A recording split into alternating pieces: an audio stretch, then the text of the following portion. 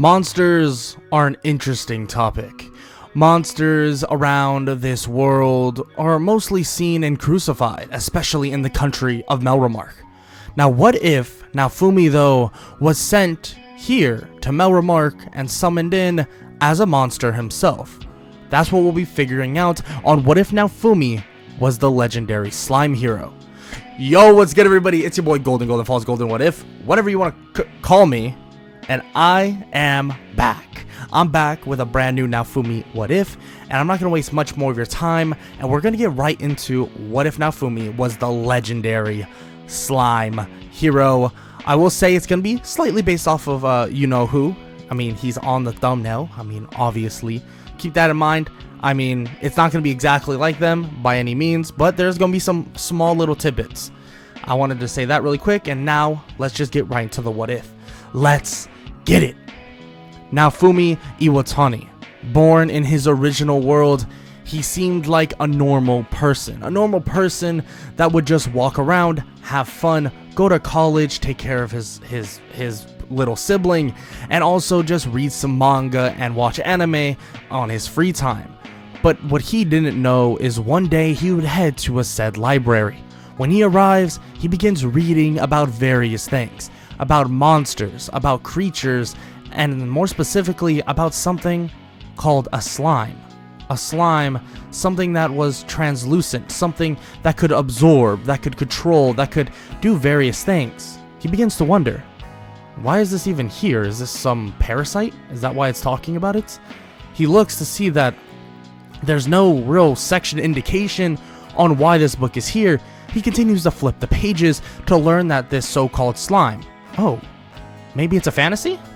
He begins to read that the slime is a hero, a legendary hero.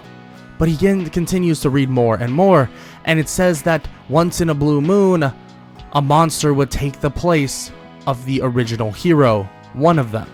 So when Naofumi begins to read this, he's shocked, reading about the sword, the spear, and the bow hero. But he goes to read more about the slime hero, but he sees that there is nothing there. Oh, what? Where's the pages? I'll have to ask the librarian about this. He goes to walk over, but the book begins to glow and overcome him, consuming him in a bright light. He's gone, teleported away to a brand new area. It seems like some jail cell. He doesn't even know what it is. He looks to his left and sees 3 other people. But when they begin to talk, he just hears murmurs. It's as if they're not talking at all. But he looks at them once again, but he's like looking up. He tries to get up off the ground, but he is off the ground. He tries to look at his hands, and he has none. That's because Naofumi Iwatani was summoned to a brand new world as a slime. His basically voice module and how to understand English and also other languages is still not concurrent, so he cannot actually hear or even know what they're saying. He's confused. Even in his own mind, he's speaking to himself and he understands clearly at least the words he's thinking, but he does not understand what anybody else is. Immediately, one of the knights pick him up and throw him out like trash, but he's just confused. What he doesn't know is that he was summoned there as a hero that is supposed to protect this world, but now he's been mostly cast away and thought of as a monster. The king, the other 3 heroes, everybody in Melremark believe that he was a fluke. Somehow this monster got summoned instead of the shield hero.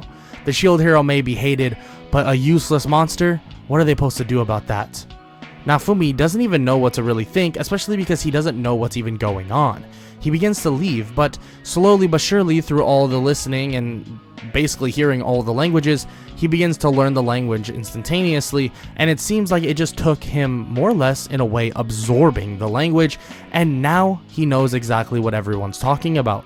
He begins to explore and figures out that he can now talk as well, luckily enough, but he's just what? Some little slime? What is he supposed to do as a little slime? He begins to head off, but while he's moving, he begins to hear all these rumors about the waves, but learns quickly that these are not rumors, this is reality. That there's these waves. Monsters will come and basically take over this world and try to kill everybody, and the other 4 heroes were sent here. But then he hears that a monster was sent in one of the hero's places, realizing that's him. Naofumi now knows that this place, wherever he is, it must be somehow video game-like, that they were summoned here and they're more or less like they're given this stat leveling thing. He's not so sure. He has no idea what's even going on. He begins to continue to explore until he stumbles across a weaponsmith. He approaches the weaponsmith and jumps on the table and begins to speak with him. The weaponsmith is shocked to see this. A monster? He begins to try to swat Naofumi, but Naofumi tries to tell him, like, calm down, that he's not a bad person. In which Elhard decides that he won't actually keep swatting at him. Naofumi begins to explain who he is and that he was summoned here, but he was summoned here in this weird state as a slime, but he doesn't know what to do. He doesn't even know how this world works. Elhard is at a loss for words and says that if he truly is one of the heroes, he'll help him out and give him some information. So Elhard gives him some information, weaponry, money, stuff like that, anything that he needs to know. He doesn't give him anything for free by any means, but Naofumi learning a bunch of stuff and about any possible abilities he could have, which his abilities are far different than the other people, he begins to look around. He begins to basically lay on some of the weapons, and the weapons just instantly get copied. Elhard doesn't know this, but Naofumi doesn't even bring it up as he jumps on all the weapons. Elhard says or tells him not to do that, he's going to get them dirty, but Elhard checks it out and it seems like the weapons are even more refined. He's confused. How the hell were you able to do this? I have no idea. I just jumping around and then I touch the weapon and it's like bam, it's sharper. He begins to explain that it's not just sharper, it's as if it's stronger, more durable. It's just better quality. Elhard says that he's definitely in debt to him. He can go around and touch all the weapons he wants. And Naofumi feels that he can finally just reveal what he's doing and says that he didn't know this would actually happen, but he's currently copying the weapons so that he can create them himself.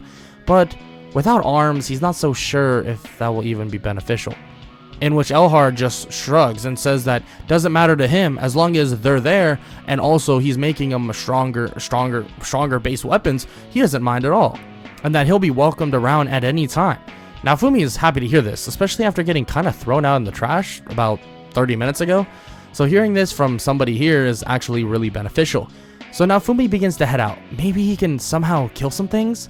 He arrives into this weird wilderness field, seeing a small little balloon-like monster. He jumps toward it, and when the monster tries to basically hit him, he gets absorbed into Naofumi's body. Naofumi instantly kills it in a way, just devouring it.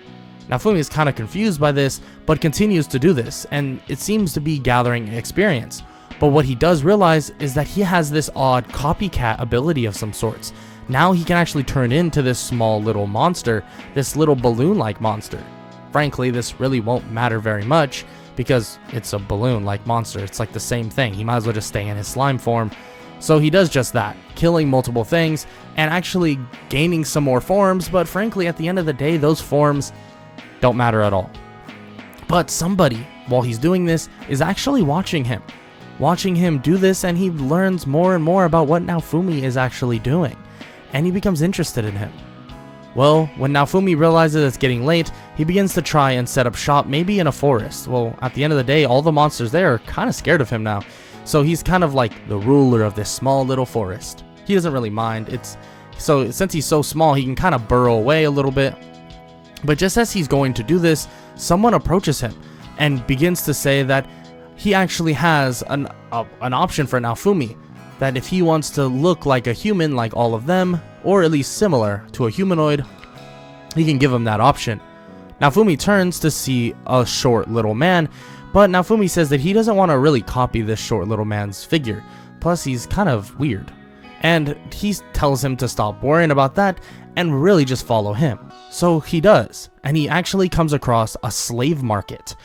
The slave market owner explains that since Naofumi has no money, of course he really can't do anything about basically giving him money for a slave, but without a slave crest it would definitely bring down the price, and Naofumi can even do some work for him. But as Naofumi is about to respond, Naofumi remembers, I have some stuff here. He begins to just like empty out his quote-unquote inventory, but it's more like just, submerged in his body. But when he does, it's a lot of pelts, it's a lot of basically skins and stuff like that, and even some plants, but the quality has been heightened even more, and when he emerges out of him, it's actually a total worth of at least 100 silvers from a whole day's worth. And he's actually pretty happy about this, especially the slave market owner. He actually is kind of fair with Naofumi, saying that this is a total of 100 silver, but since, you know, it's in its raw form and you haven't gone on to sell it, he'll give him 90 silver for it. So if he wants to pay and basically get a slave, that is completely fine. So Naofumi begins to walk around and look for something that looks pretty humanoid. And he does find someone, a little girl by the name of Rautalia. And he begins to think that he doesn't want to look just like her, so maybe he'll copy her, but like just adjust her features and basically look like a brand new person. And well, since it's kind of only a female and he doesn't really see any males there, he's just gonna have to go with it. But he doesn't really even think that he's technically has a gender anymore. He's kind of confused. He's not gonna be a male, he's not gonna be a female, he's basically nothing. He's literally a slime, so he just shrugs and thinks that that's fine. So he decides to actually purchase Rautalia, especially without the slave crest, which was offered. But Naofumi explains to Rautalia the whole thing, but says that he can copy basically the way she looks without actually hurting her. And she begins to say that's confusing. She doesn't understand, but he just wants permission to do so, in which Rautalia says okay, as he just jumps on her head and just sits there for a second and then jumps off as he begins to transform into basically a lookalike of Rautalia. But then he transforms once again and looks very similar to, obviously, the thing in your thumbnail. I feel like that's the easiest way of going about it. Okay. But yeah, so he transforms into a humanoid figure with blue hair and basically yellow eyes, which Rautalia is shocked to see, and so is the slave market owner. He takes Rautalia away and begins to explain to her what's going on and that he is one of the heroes. But it's kind of confusing. He then asks Rautalia for her name, and she says that, oh, my name's Rautalia. Oh, Rautalia, it's a pleasure to meet you. What the heck is going on? Rautalia is wondering what's happening to Naofumi, as Naofumi collapses after saying Rautalia's name for some reason. She's able to actually help him out and bring him back to the forest and the little home ground that he made. But when he awakens, Rautalia is a grown adult? No, what is even happening? That is so confusing. And Rautalia says that for some reason she grew a lot, even without leveling.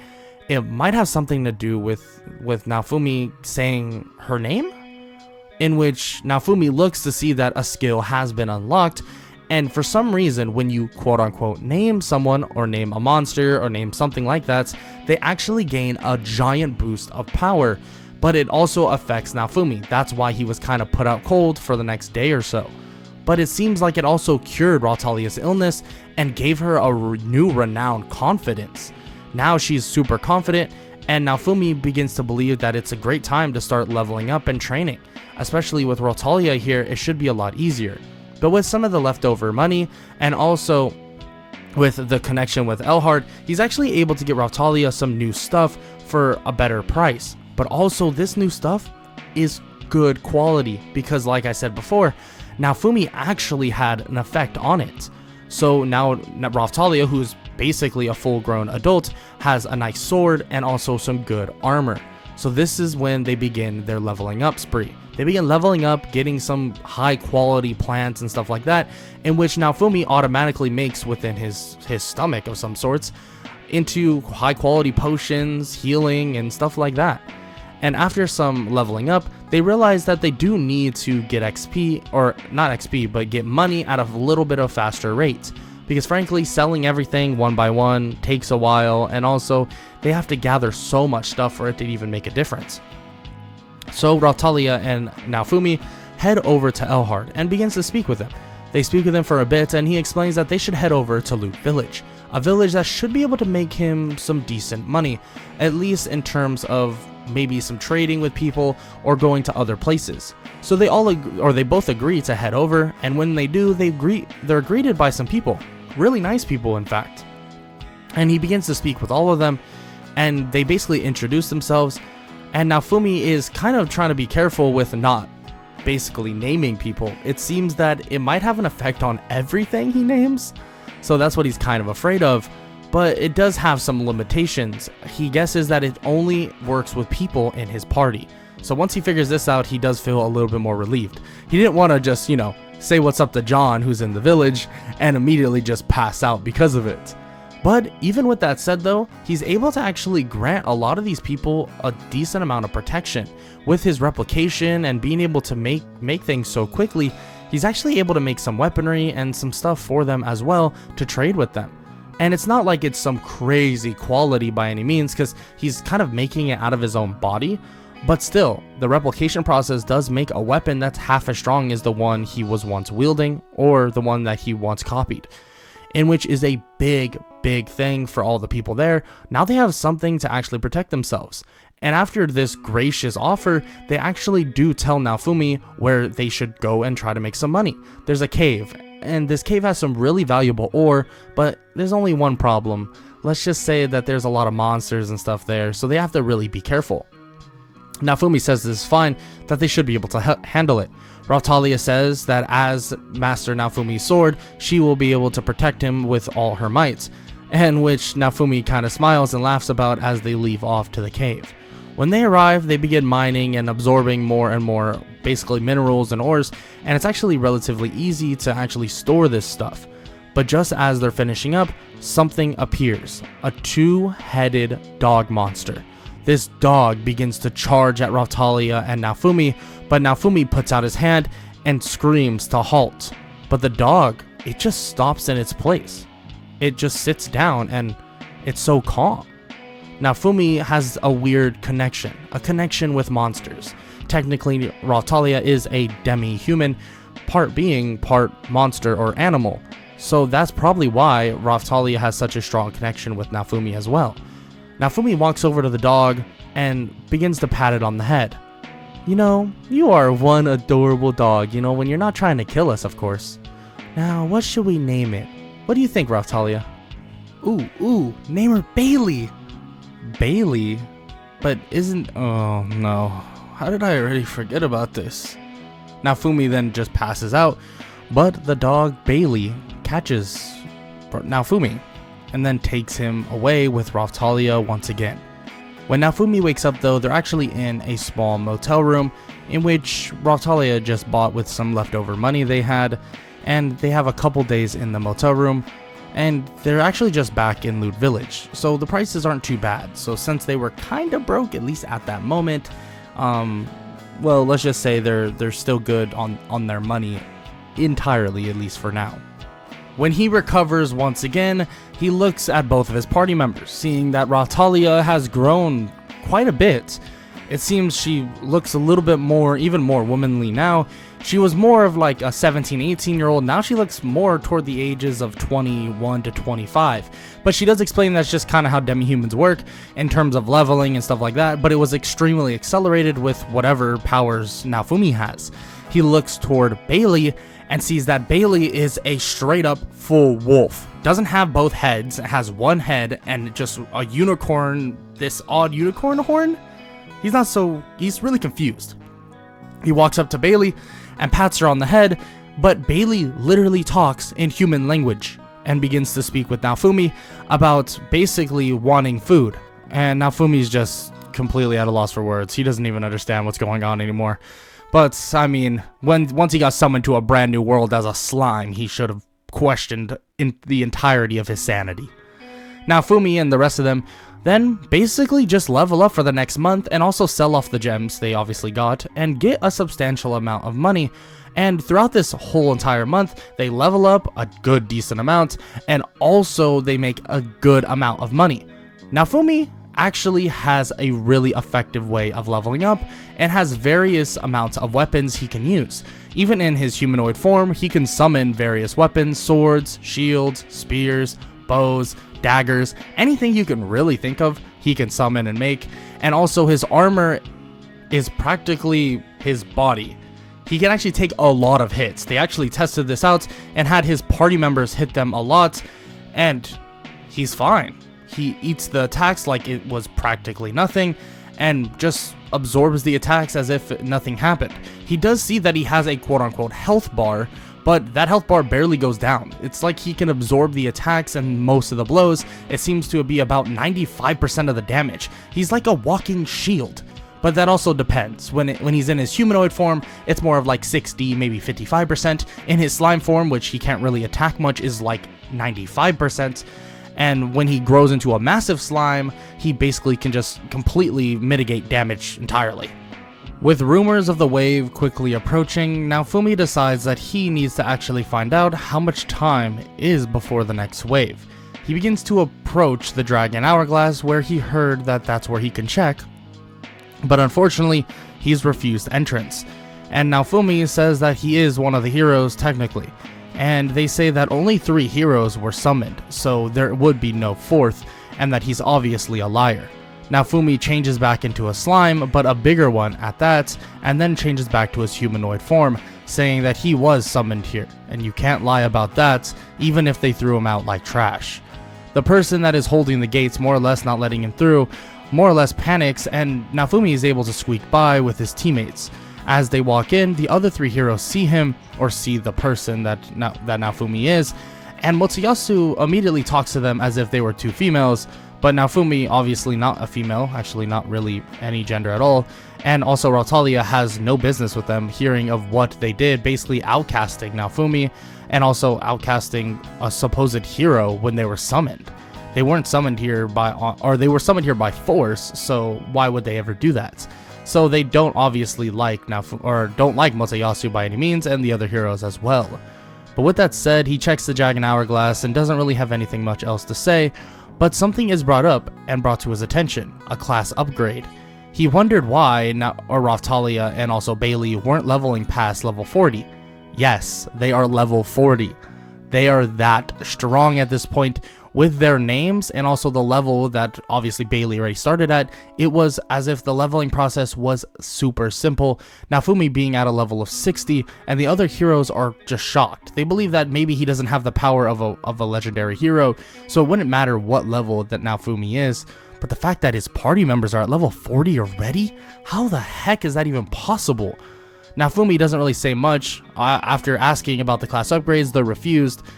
So he just leaves. He believes that maybe there's another place for him, and maybe he can find out a way to get his class upgrades somewhere else. Naofumi leaves with Rautalia and Bailey, and they begin to head toward Loot Village once again in wait of the next wave. They're actually pretty prepared. Frankly, they're extremely high levels and have tons and tons of potions to back it up. So Naofumi, Rautalia, and Bailey watch as the wave then finally begins. The wave begins, and this purple in the sky begins to arrive as monsters become everywhere. Just out of nowhere, monsters begin to invade everything, but they're easily able to defend Loot Village, and using various weapons, Naofumi is actually able to summon weapon after weapon, and just start chucking them at the beings that are coming. Actually, very similar to having tons of swords out at once and just throwing them as if they were daggers. It's actually a really good way of him destroying and basically killing things, but he runs around and begins to consume various different monsters, getting various different attacks. It seems like the more he consumes, the more monsters he can actually use in terms of fighting. And none of these are very important, but he actually can use the Hornets as a way of using a poison-tipped sword, so this could be pretty beneficial in the future. But after protecting Loot Village in a very easy fashion and nothing even getting damaged, Naofumi and Rautalia and also Bailey sit there and wait for the wave to end, and as it does, they just sigh in relief, realizing that they were able to defeat this relatively easily. So maybe they'll be able to keep up with these waves, well, easy in the future as well. But there's a couple things they need to crack down, and crack down quickly, and that comes to the class upgrades. They need their class upgrades, and frankly they need them pretty quickly, because at this point Rautalia and Bailey are just plateauing on levels. So Naofumi wants to get some information, and that information will not come from where they are right now, so he decides that he's going to travel with Rautalia and Bailey. Bailey actually brings up that she can actually grow in size, so this should be pretty easy. And Naofumi says that he wishes he would have done that sooner. They probably could have traveled somewhere. And Bailey kind of just says that she actually kind of just unlocked it recently. And Naofumi says that's fair. They walk out and begin to leave, but just as they begin to leave, these people then approach. And after only a couple days in Loot Village, it seems like Motoyasu and Mine have another idea, beginning to say that Loot Village is now under the rule of Motoyasu. But Naofumi says no, that's just not the case. That can't be actually happening, and the taxes they're about to give are practically unlawful. In which Mine says that they have no choice, but as she begins to say this, someone shows up, a shadow. A shadow shows up and gives her a note basically from the queen. The queen herself is telling Mine that obviously she can't do this, but Mine refuses to exactly listen and challenges Naofumi, saying that if he beats Motoyasu in a 3-lap race around the town, then they'll go away. But if Motoyasu wins, then they have to leave forever. And, well, let's just say Bailey is completely up for this, and Naofumi knows exactly how this is going to go. For instance, they have a level 40 monster that can run at insane speeds, and Naofumi can literally shrink to the size of basically a mouse and just have the dog run as fast as possible. So that's exactly what happens. Naofumi lines up, shrinks down to his slime form, and they just go sprinting. So fast that you can practically not see them at all. They're just one bolt of lightning, and while the dog is running, lightning begins to course around Bailey. It seems like a new skill has been unlocked, and Bailey can feel it and begins to just bolt around. And even with the magic that they're using, it doesn't even matter. The 3 laps are done before Motoyasu even finishes his first lap. And let's just be honest, this is extremely impressive, especially just for some dog. Naofumi is really proud of Bailey, pats her on the head, and says that it's now time for them all to leave. Mine is about to refuse once again, but a shadow appears and says that she has no choice now that they lost. So Mine and all the knights say that they will be back, but Naofumi knows that they won't be. So they all leave and just head off as Naofumi, Raphtalia, and also Bailey start heading off with a cart that Loot Village has actually given them. They begin to head off and they want to search for new villages, new places to actually go, until they actually come across a man that is supposedly a wealthy trader, in which they decide to take to his destination.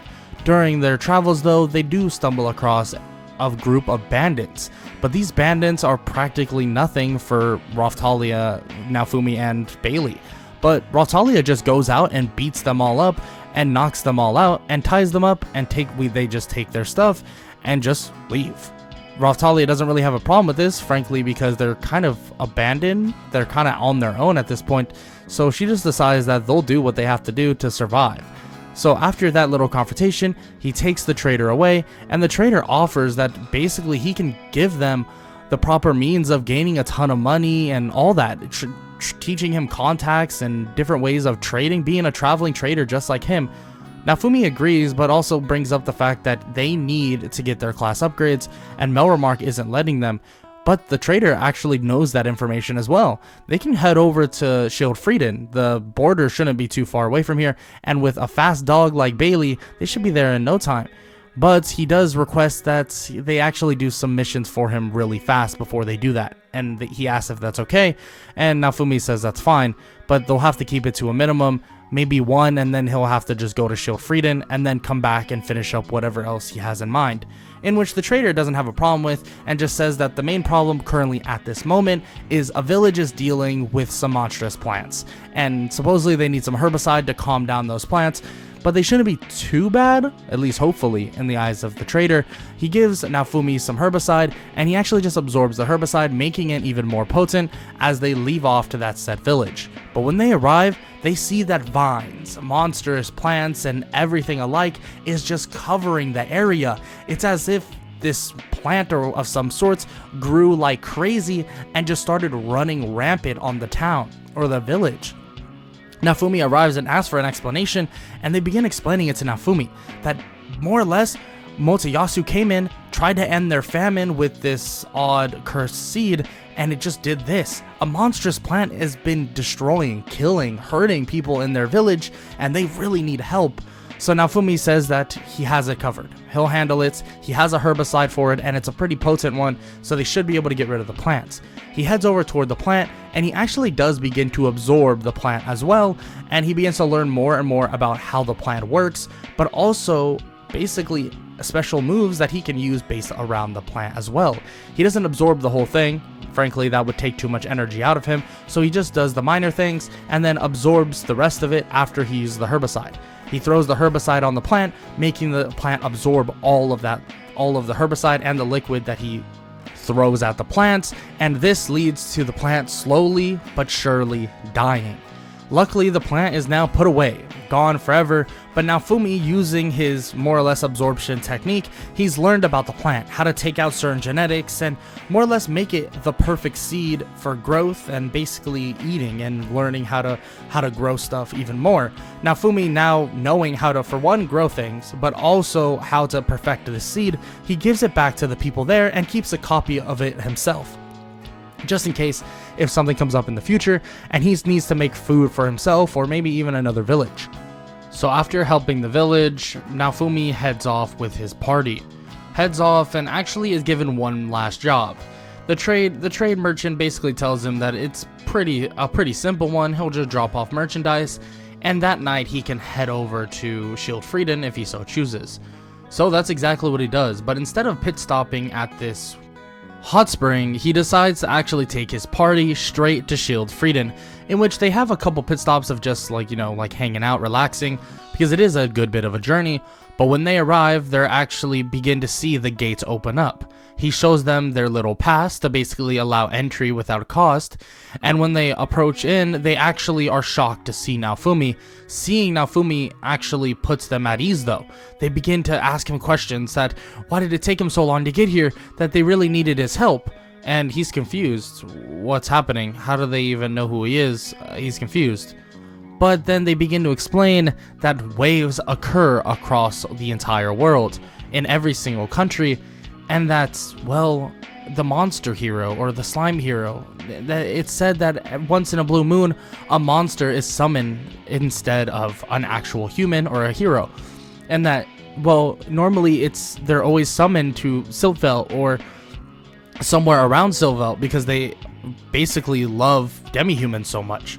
And Naofumi looks at Raphtalia and says that that does make sense that he basically was able to companion Raphtalia relatively quickly, but that doesn't really make sense to him in general. He was summoned to Melromark, but they say that Melromark basically betrayed them and said and summoned all four without even telling anybody. And this does puts Naofumi in a weird spot, makes him feel really odd. He basically tells them that the reason why he came there, and they say that, yeah, totally, they can get them their class upgrades, in which he gets both Raphtalia and Bailey their class upgrades, but they ask if he could please help them out as well.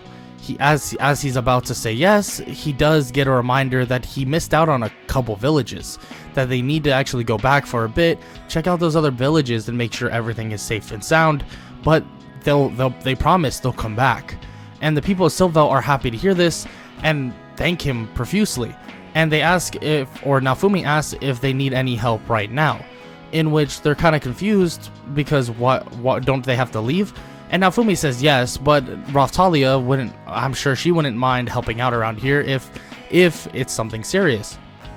And they begin to say that there are some monsters, and they're not too strong, but actually a little bit too strong for them to actually handle it. And Raphtalia says that she can stay here, and that she can handle the monsters, while Naofumi and Bailey handle the other stuff. And it'll actually be a lot quicker. They can just leave the cart here. And Naofumi agrees, so he hops on Bailey, entering his small form or his little slime form, and they just take off running. Raphtalia waves goodbye and begins helping basically exterminate any monsters that have been a problem for Shield Frieden.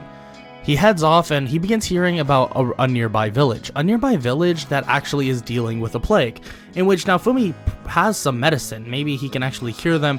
But when he arrives, the explanation of what the plague is basically happening and what is even going on is kind of frightening. The fact that Ren, the sword hero, more or less just killed a dragon and left it to decay and didn't clean it up is something very, very bad. The fact that these heroes, they seem to be getting complacent, Naofumi says it's really no problem. He'll have it cleaned up in a matter of seconds, and it should be pretty simple, but when he arrives up, he realizes it's going to take a little bit longer than he expected. He begins to try and absorb the dragon, at least the body of it, but it begins to try and come back to life, turning into a zombie. But luckily, Naofumi has already started the process and begins to overwhelm the dragon, and basically just forces Bailey to just move around and avoid the dragon's attacks while Naofumi does such a thing. He absorbs the dragon entirely and is able to get rid of it, well, like I said, completely. But this also gives him a large boost in strength and various other attacks as well. A lot of fire breathing attacks or just flame control attacks and some other stuff as well, including some regenerative or even more regenerative properties from the dragon, especially because they were kind of a zombie dragon. He doesn't really understand it, but he'll take what he can get. After handling that business there, he basically just heads back down the mountain and heads back toward that same village. He begins to speak with them, telling them that he had it all handled, and they thank him so much. They're so happy that it all got handled and figured out, and Naofumi says that it's really no problem. He'll make sure to remind the other heroes to not do such a thing again, or at least hopefully they'll listen to him. They ask why they want it, and he immediately changes back into the monster that he is, or at least the slime version of it. And they ask, what is that even supposed to mean? It doesn't really matter that he's a monster. And Naofumi is shocked to hear this and transforms back and asks them why aren't they afraid, and they say that he just saved them. A hero is a hero, and they have heard the legends of a monster getting summoned instead, but why does that even matter? It doesn't matter that much. In which this does make him pretty happy and tells them that he'll be heading off, but basically telling them to be safe as he drops off some medicine for all of them to drink and feel better.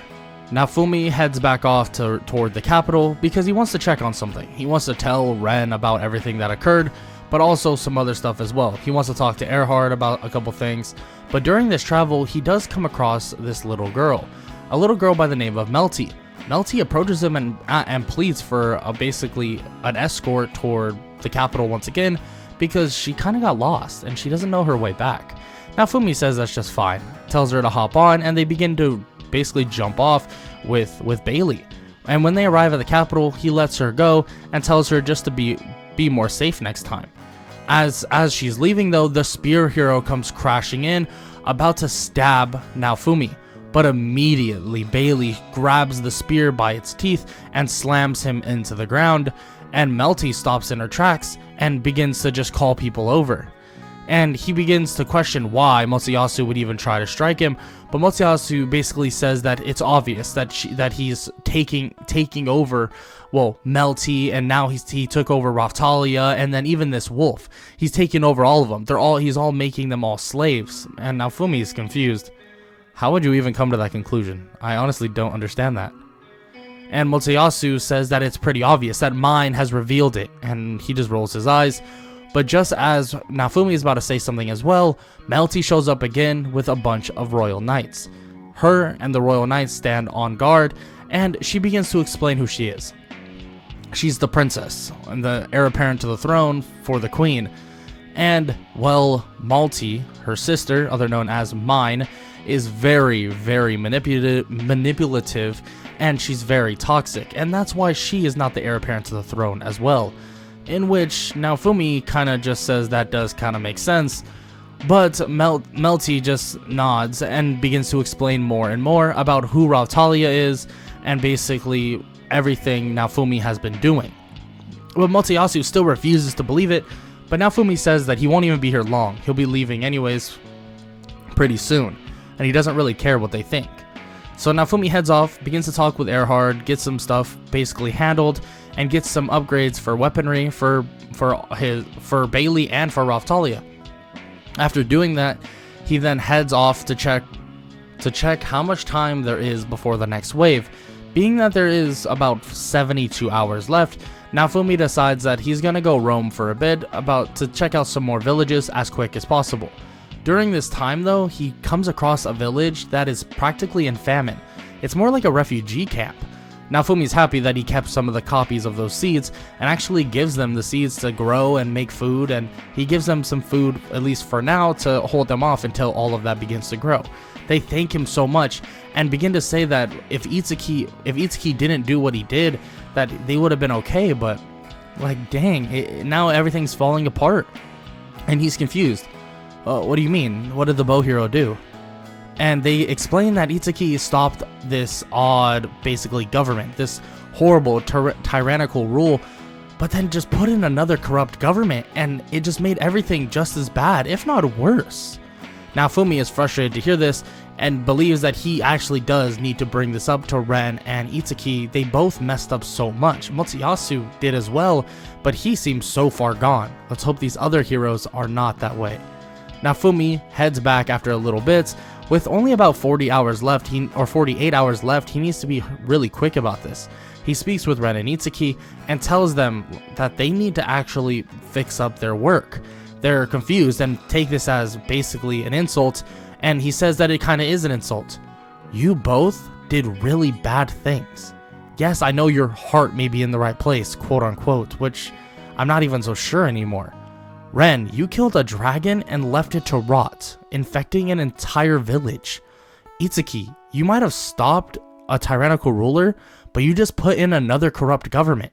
You didn't even handle the actual problems. Like, do you guys not realize that?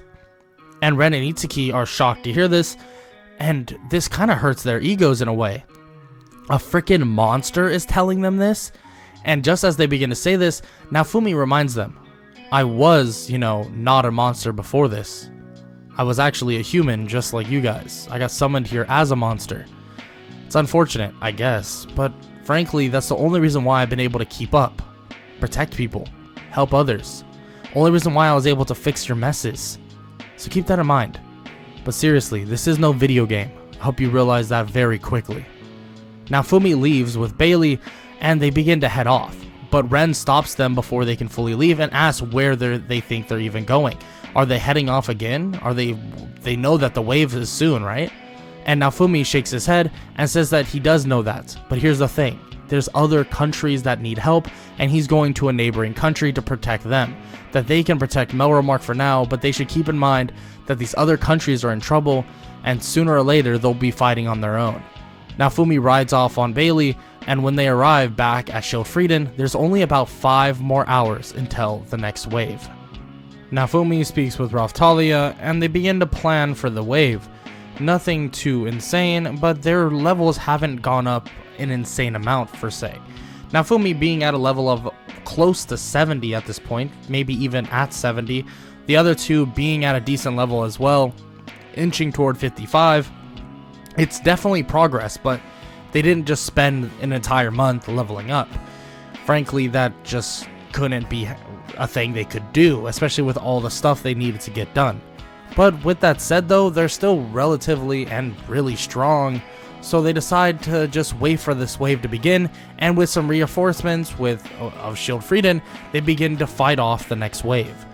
But this wave, it's really simple. The monsters are actually really easy to defeat. The main boss was something extremely simple as well.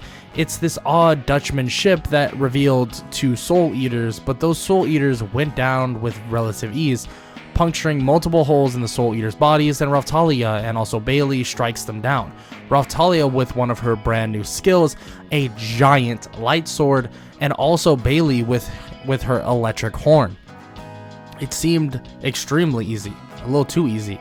The wave went away, and Naofumi looks to his right and points out another wave that seems to just be fading away, and asks where that is. Schildfrieden says that, or the people of Schildfrieden explain that is Siltveld, another place where demi-humans reside, but they kinda had a clashing of ideals, so that they decided to split. Naofumi nods and basically says, I see, but it would be good if you guys were all together once again. Maybe I'll have to go speak with them pretty soon here. And they say that that's a great idea. They'd love to meet the legendary slime hero as well. And Naofumi looks to his left, looking toward Melromark. And let's just say Melromark and that wave is still going on. And it's been going on for a while. He thought that maybe it would go away after a couple minutes. Well, a couple minutes turned into about 2 hours. 2 hours pass and the wave is still happening. This isn't very good. And Naofumi is worried that these people, these heroes, are going to go off the deep end and end up dying because of it. So he begins to sprint over with Raphtalia and also Bailey. But when they arrive, they see that they're fighting the same monsters that they were fighting, but they're struggling so much. Naofumi immediately tells Raphtalia to reveal the main bosses, in which she does just that. They tell the other heroes to kill those bosses, and when they go to do so, they actually can't. They're not strong enough. Now this is something odd. Naofumi thought that they would be behind, but behind this much? He checks their levels and they're really not even that far behind on levels. What are they doing? Are they even properly training? I mean, is there even a proper way to train? Maybe this is a backlash from basically them not taking this seriously. Naofumi's not so sure, but Bailey and Raphtalia handle both of the bosses, and they basically just ask what the heck do they think they're doing. And they say that they could have handled it, but Naofumi says that it's been like 3 hours. They definitely could not have handled it. And as they begin kind of bickering back and forth, the wave doesn't end, and somebody else arrives. A woman with a black kimono towers above all of them and begins to speak. She introduces herself as Glass, and that she is there to kill the heroes. And which Naofumi is just shocked to hear this, but she immediately attacks the other 3 heroes, seeing that they're practically useless. This is when she points at Naofumi, thinking that maybe he's one of the heroes, or whoever she is, or he, she, something. And Naofumi decides to fight her. But this fight, it's actually pretty even. She realizes how much stronger Naofumi is compared to the other heroes, and it's a pretty long, drawn-out fight. Glass is a pretty tough opponent, really strong in her own right, but Naofumi is extremely durable, so the hits that he's landing on Glass are permanent ones. The ones that she's landing on him are practically null and void. They don't hurt, and frankly, they're just getting regenerated relatively quickly, and Naofumi is keeping up with ease at this point, and he's only getting stronger throughout the battle as he learns how to fight against her. He closes the distance immediately, slashing at her stomach, and lands a critical blow. He then picks her up and slams her on the ground and tells her that she shouldn't be here. Why? Why would a human like her try to kill the other heroes? She has to be from somewhere else. In which she stands up and begins to slowly heal. She tells him that if they don't die, then her world will die, and she'll have to make a decision, and she's going to have to make it now. Naofumi is shocked to hear this. Your world will die? But there has to be another way. She refutes that there is no other way, that they have to die. There is no chance that anything else could happen that would save them. Naofumi disagrees that there has to be some way, that he'll figure it out. He knows he can.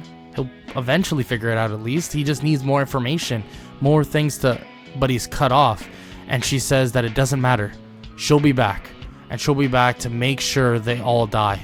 She, as a parting gift, quote unquote of course, she sends blasts at the other 3 heroes, and Naofumi tries to block them, but unfortunately he's not able to get in front of the one that was sent toward Motoyasu, putting a hole in his stomach.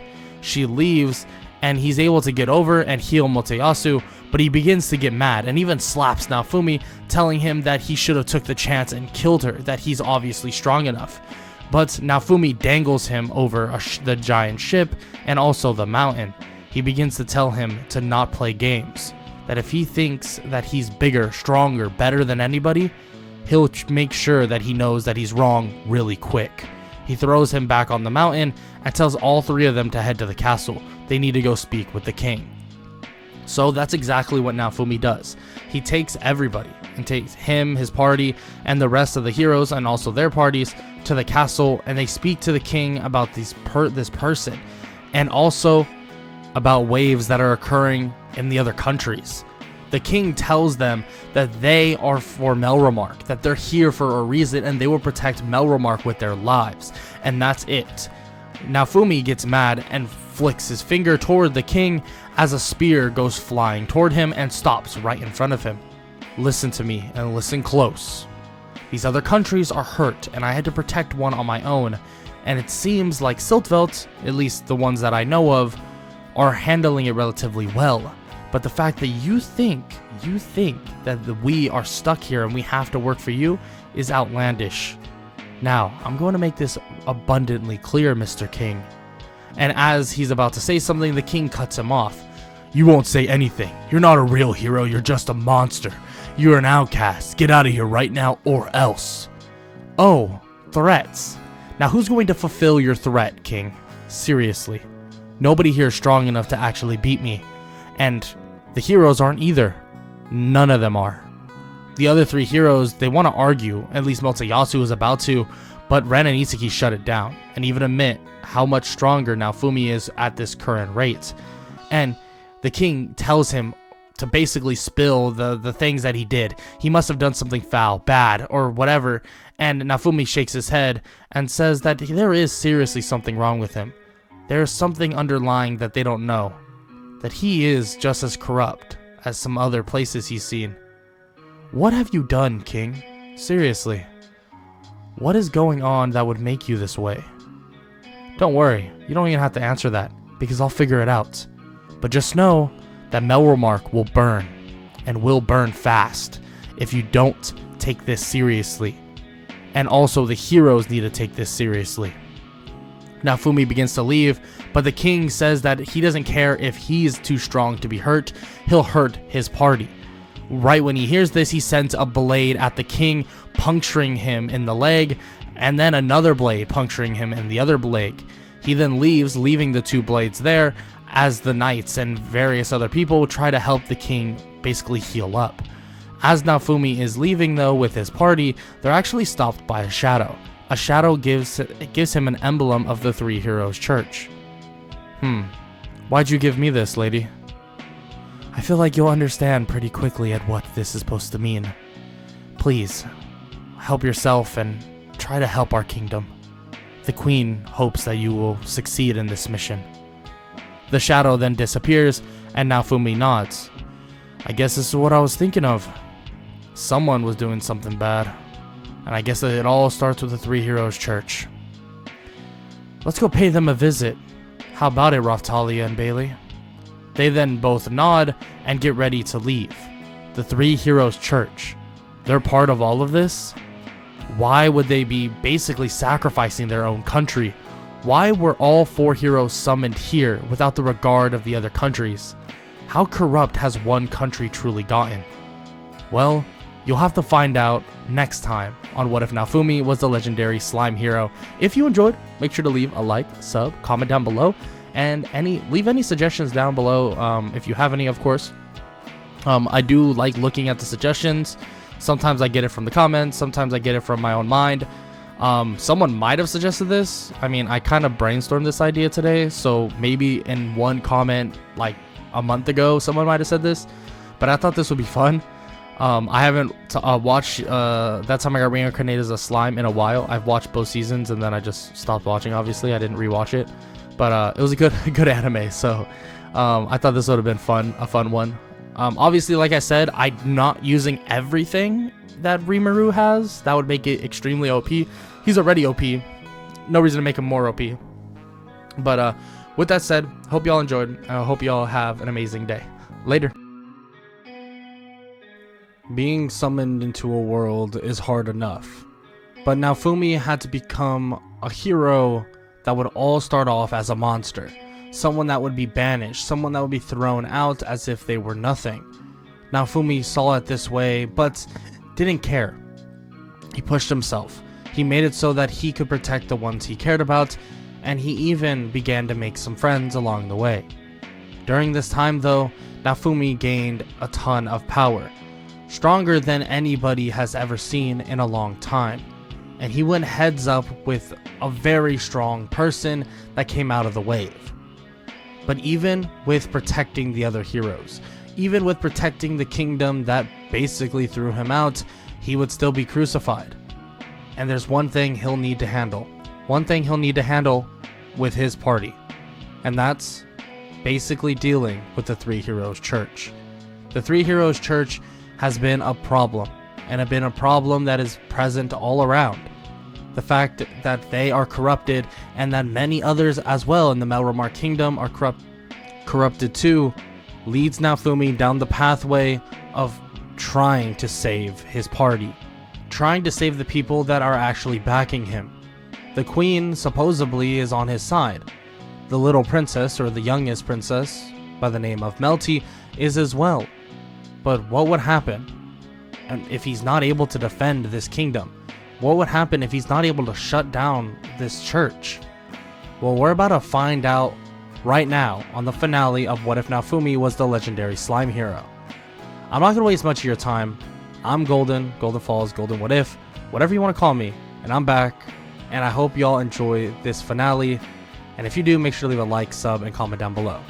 And now I'm not going to waste any more of your time, and let's get right into the What If. Let's get it. Naofumi leaves with his party, but has an emblem in hand, believing that he needs to actually find this Three Heroes Church and go in more in depth. When he approaches the church in general, he's not able to actually enter and can't get any words spoken to the Pope, so he decides not to really meddle much with that. But maybe they're grouped up somewhere else.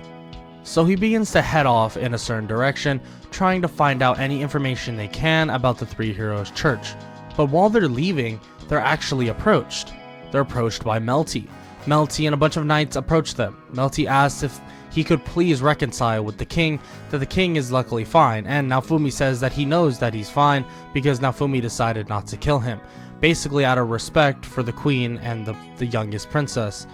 Melty just wants them to reconcile, that they're not going to be able to fend off the waves if they're not on the same wavelength. And unfortunately, Melty's words will not get across. But I will say, something horrible would have happened if Naofumi wasn't there.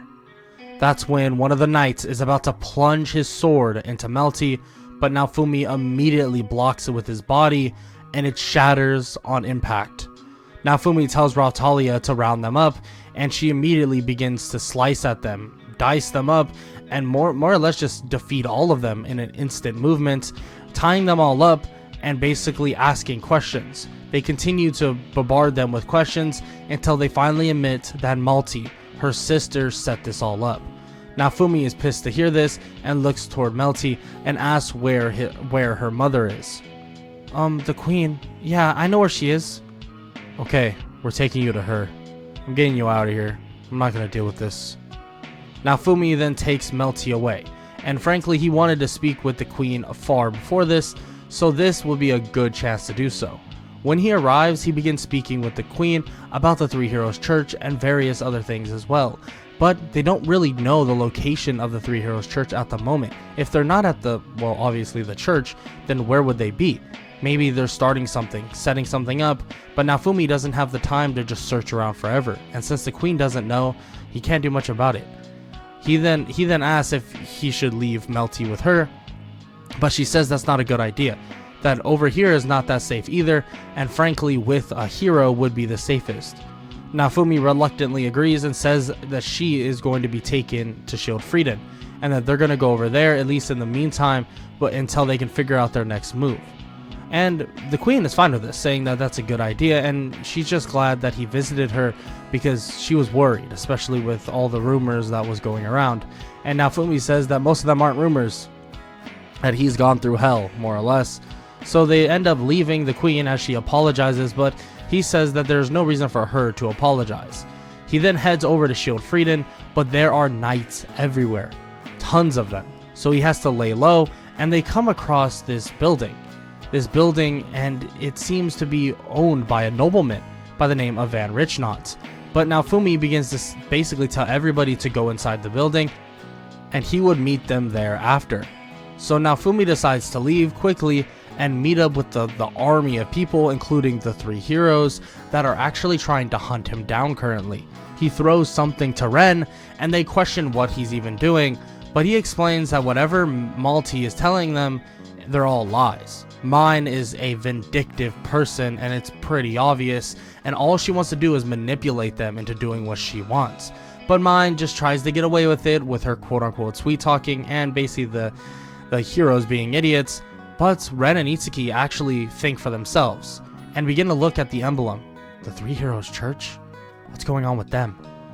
Naofumi shouts out and tells them that they need to figure it out, that he's trying to figure it out as well, but frankly, he doesn't have the time for it, not right now when they're getting chased down.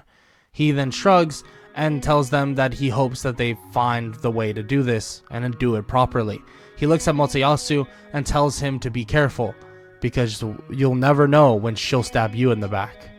He then melts into nothing as if he was just a clone, in which he wasn't, but he definitely was able to divert where he was pretty quickly, turning into just mush and disappearing into the ground, and he's gone and immediately back at that house once again.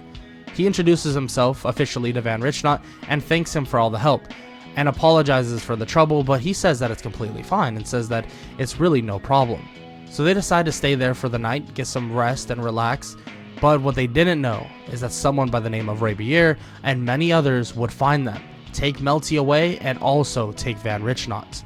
Naofumi knows that this is bad. This is not good by any means. He's very worried, and he decides to head off to the kingdom, at least that's where they were taken, to try and handle what just occurred. When he arrives, he sees demi-human after demi-human at the front gates about to storm it. They're trying to break down, and Naofumi decides that he has a good idea. He approaches the demi-humans and transforms into his slime state, in which all of them are shocked. Oh my god, it's the legendary slime hero. It's only like once in 100 years that they come.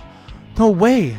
They're all shocked to see this, especially because it's very, very seldom that one of the heroes is summoned as a monster.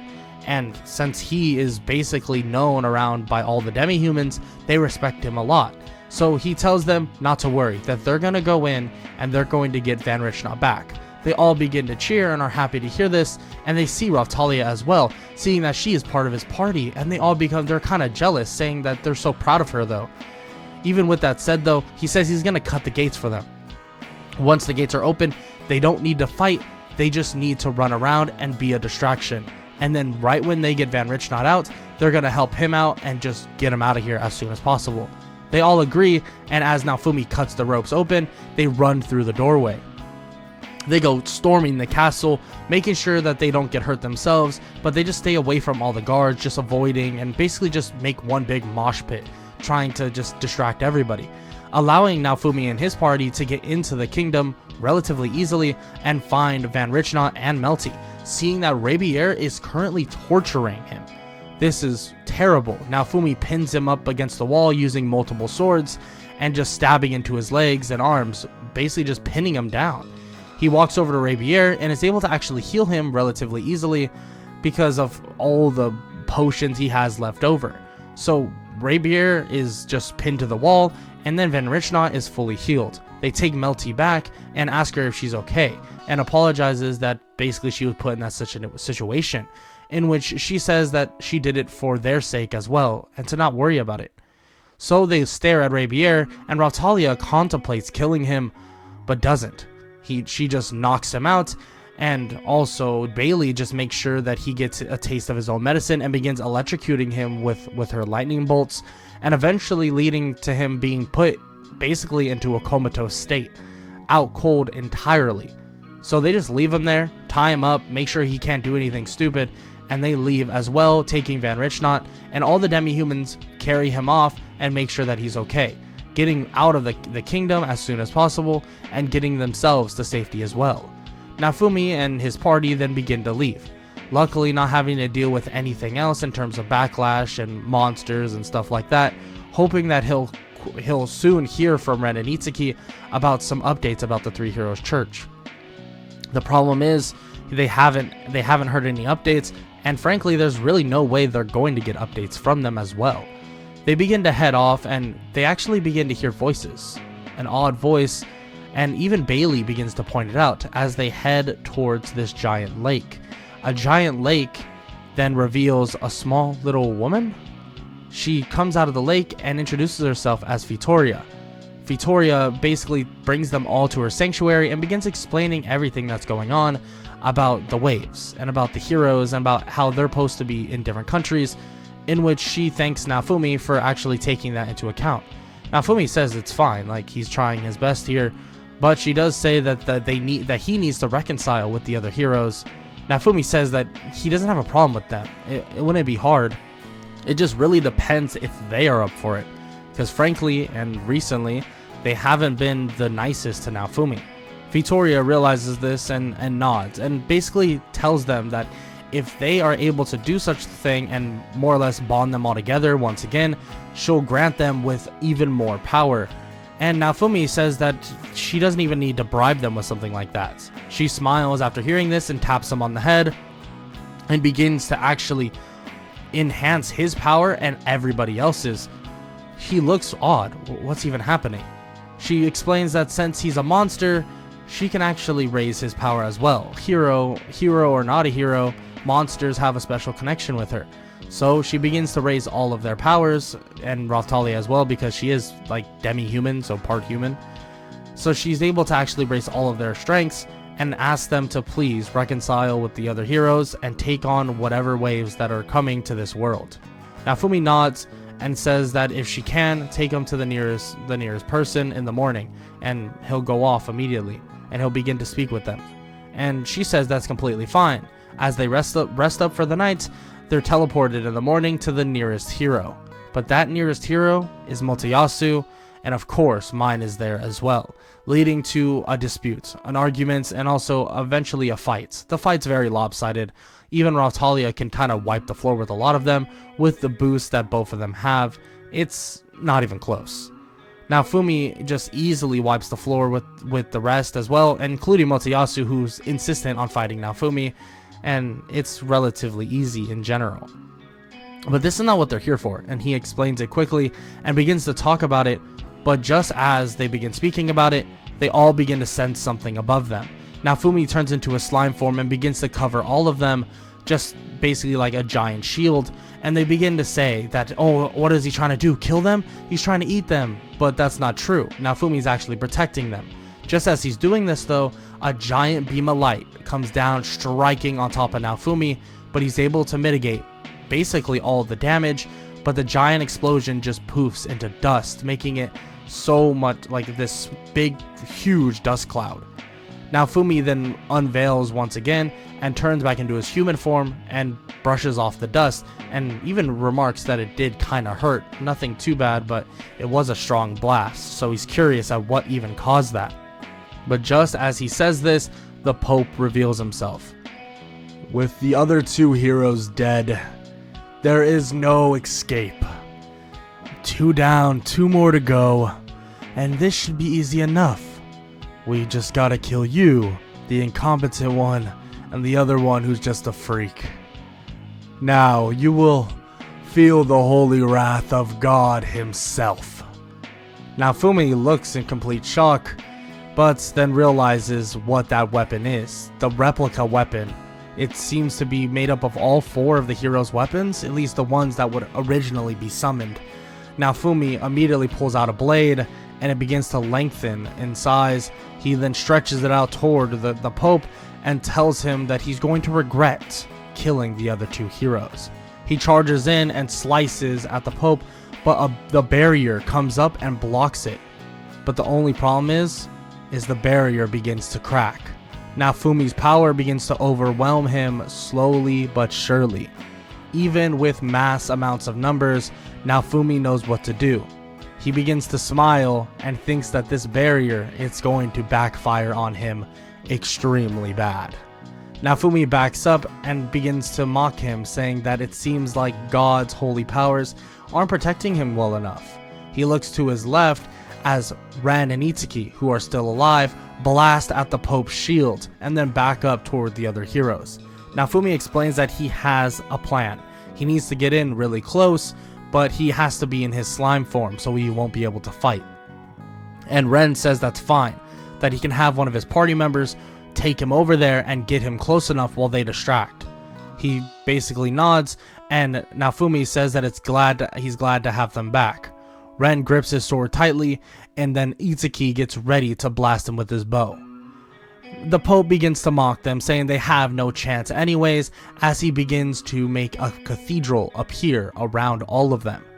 Naofumi, changing back into a slime form, is picked up by Raphtalia, and then she hops on Bailey.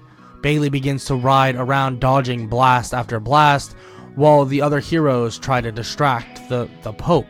But right when a dust cloud is appearing all above them, Raphtalia and Bailey jump forward, slicing, for one, her light sword right at the barrier, and then blasting a laser or a lightning attack from Bailey right at the barrier as well, and immediately throws Slime, or Naofumi, on top of the Pope. Now with him on the Pope, or at least on the barrier, he begins to spread out, devouring the Pope slowly but surely, and the barrier seemingly is starting to crack. It's seemingly to erode away. He's not so sure how this is even possible, but it's possible. Believe it. Okay, I shouldn't have done that. My bad. So it begins to just cover the barrier, and slowly but surely Naofumi is actually able to cover the Pope entirely, and the barrier finally drops, and you can just hear the screams of the Pope as he slowly but surely gets devoured even with the replica weapon. He's completely gone, and the cathedral begins to fall. After the complete absorption of the king, the weapon, and the barrier technically, Naofumi sees that his levels have shot up like crazy. He's kind of shocked to see this because he didn't know that's exactly how it worked, but he kind of just shrugs and takes the plot convenience, I guess. Naofumi then looks around to see that the queen has finally arrived with reinforcements, and she begins to explain to them that they captured all of the followers of the Three Heroes Church. They take them all back to the kingdom, imprison the people that were captured, and begin their process of changing the Three Heroes Church religion. During this time, though, Mine and the king are put on trial. Naofumi then watches as they actually get the death sentence, but he tells her that that is a little too harsh in his opinion, stripping their royalty status, giving them new names like trash and bitch and whore and stuff like that are definitely suitable for him, and that he doesn't really mind at the end of the day.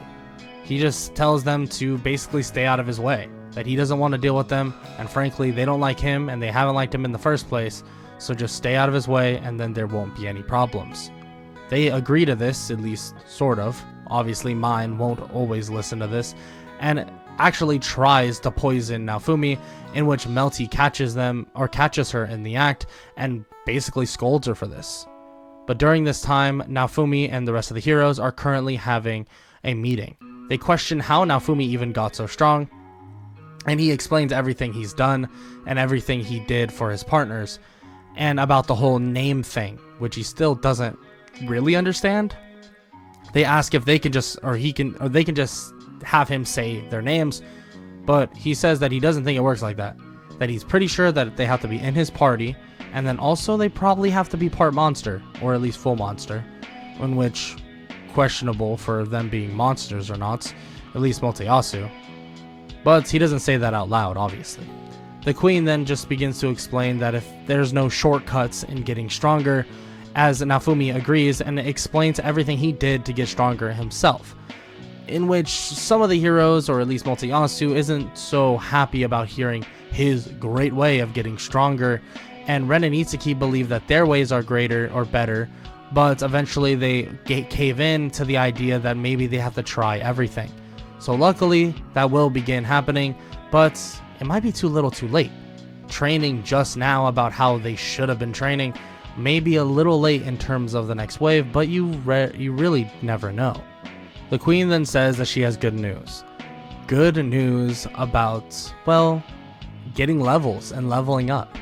That there is a Calmira Archipelago event coming up very soon, actually in the next day or so, that they're going to head off to, and that it's going to be a great way for them and their parties to level up at a rapid rate. All of them are happy to hear this, Naofumi thinking this would be a good time to have his party members get leveled up extremely quickly, so they decide to head off the next day. The next day, Naofumi's looking for a place to basically stay on his own, but can't find one, eventually leading him to actually staying in a room that is shared with some other people. 2 people, actually, and he looks at them and tilts his head. You two seem familiar. I'm not so sure, but you do. This aura about you. You guys are pretty cool, huh? Naofumi just watches them as basically they're sweating at the fact that Naofumi almost caught them, but it is Lark and Therese.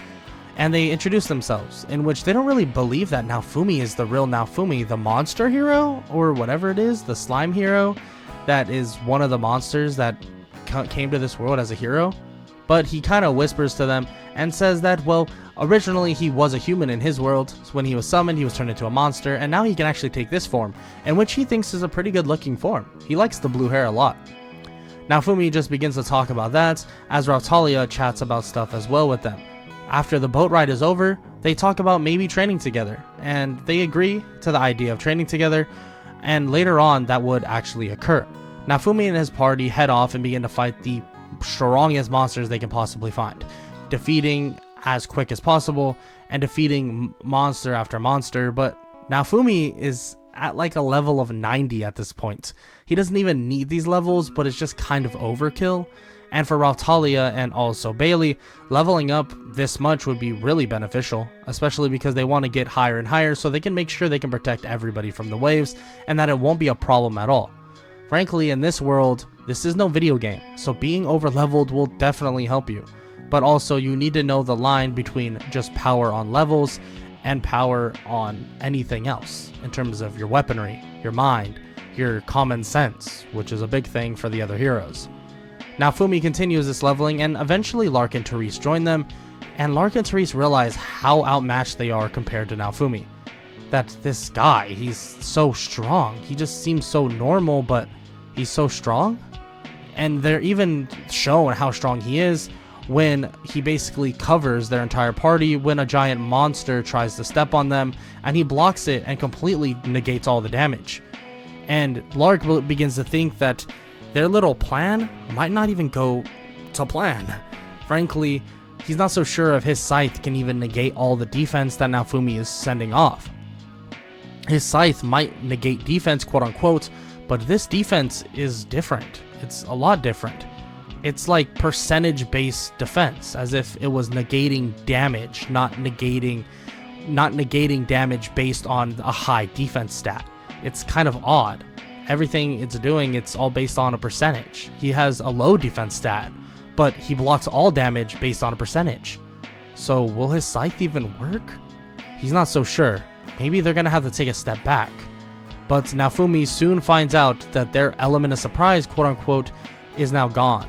Well, that's because they find, during one of their breaks, a small temple with a dragon hourglass that says in 24 hours, the next wave is due in Kalmyra. So he goes off, tells the queen as soon as possible, and they get ship fleets out there immediately. Naofumi stands on guard, ready for them to fight, and begins waiting as the wave is about to start. He begins explaining that the fish monsters, at least the small ones, should not be a problem. He'll have Bailey jump into the water, and she'll use her electric moves or her lightning type attacks, and it should handle all the fish monsters relatively easily. And Rautalia and obviously Naofumi and the rest of the heroes can handle the boss monster, which is probably a fish, so it shouldn't be too hard. The wave begins, and immediately Bailey jumps in and electrocutes almost all of the small fish, and they make sure that nobody jumps in the water because they'll basically be fried human, which is not good. You don't want to just be fried human. And they immediately kill the boss monster as well. It's pretty easy. Naofumi just sends a bunch of swords at it as Rautalia cleans it up as well, and so does Bailey. Bailey just shoots a lightning bolt at it, and it's practically over. They're so over leveled compared to this wave, but like he thought, and like his suspicion told him, here comes the other two people that are part of this wave, just like Glass. He meets them on top of the dead fish, and even questions where Glass is right now. Where is your other buddy? I mean, she was pretty strong. She said she had a plan, or at least she thought she had a plan. I assumed so. I assume you're the plan, Mr. Scythe guy, and also you, Gem female. But seriously, why do you want to fight? There's no real reason to do this, right? They explain again that their world is at stake, but Naofumi says that all their worlds are at stake. So, really, is there truly a reason? They begin to say once again that their world is going to die if they don't die, but Naofumi says that they could find another way out. He can try to help them, and he's sure he'll be able to.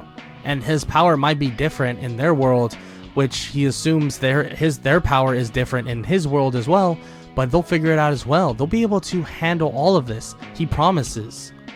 And they're not so sure. They don't know what to tell him, but Glass comes out of nowhere and begins to blast at him, but he just swipes away all her blasts, saying that there is no way they can beat him. It's either you take the deal or you die. Naofumi looks at them again with a serious glare and tells them they have 5 seconds to answer, in which they do realize their idea, or his idea, and they do realize how strong he currently is, and they're not sure if they even want to test it, especially after what Lark learned, that his defense doesn't work the way he thought, and there is no exposing this man. Naofumi, the legendary slime hero, is just too powerful, at least way too powerful for them at this moment. So they say that they'll take his help, that they'll meet up once again after maybe a wave or so, but they're not so sure. Hopefully everything goes well, and maybe he can figure it out for themselves. But he'll be back to basically have Naofumi help them out. So Lark, Therese, and also Glass leave unscathed and decide to leave without really much more of a ruckus, as Naofumi sighs and smiles toward Raphtalia and Bailey, and they go back to their ships. But when they go back, they're kind of castrated by the other 3 heroes, saying that they could have killed them and then it would have been fine. But Naofumi says that just shouldn't be the way. Why would their world be saved and not all the others? That's just not right. Naofumi just leaves with his party, and the queen smiles after hearing this. Even though she's not associated with these other places, frankly they're completely different universes in a way, she does like the idea of a hero that is pure-hearted like Naofumi, but willing to make sacrifices and also do things for the greater good.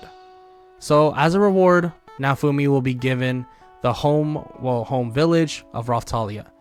Raphtalia is happy to see this, and their rebuilding of that begins. Naofumi begins to rebuild, make demi-humans free once again, no more slaves, and they live in peace and harmony. That's at least until the next foe will return. The next foe will approach them, and it won't be Lark, Therese, and Glass. It'll be something else. Something else far more terrifying. Something that may even give trouble to a monster like Naofumi. Because what would give another monster some trouble? Another all-powerful monster. But that's for a story for another day. If you enjoyed What If Naofumi Was the Legendary Slime Hero, and I hope you did, make sure to leave a like, sub, comment down below. I hope all y'all have an amazing day.